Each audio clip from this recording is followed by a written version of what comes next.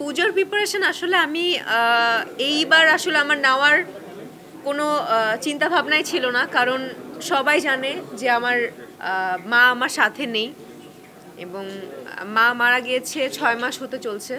6 মাসের হ্যাঁ, অলমোস্ট 6 মাস হতে চলছে। সো এবার যদি আমার কোনো কাজ নাও থাকতো, আমার কাছে মনে হয় না যে এই পুজোর যেই প্রিপারেশন, কেনাকাটা কিংবা এই হই হুল্লোড় করা, এই ঘুরতে যাওয়া, ওই ব্যাপারটা আমার মধ্যে থাকতো, কারণ আমার মা আমার সাথে নেই। গতবারও আমার মা সাথে ছিল, বিভিন্ন পূজা মণ্ডপে আমার মার হাত ধরে বলি, মার হাত ধরে না, মা আমার হাত ধরে যাচ্ছিল, অ্যাজ লাইক আমি তার মা এবং সে আমার সন্তান। এরকমভাবে আমরা পুরো পূজা মণ্ডপে মূর্তি দেখছিলাম, ঠাকুর দেখছিলাম।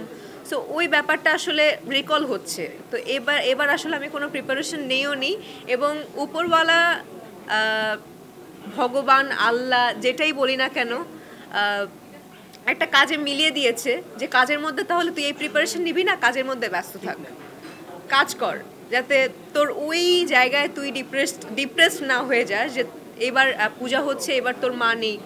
মায়ের জায়গা তো অবশ্যই সবসময় মনে থাকবে, বাট একটু কাজে থাকলে না নিজেকে আসলে কোনোভাবে ব্যস্ত রাখা যায়।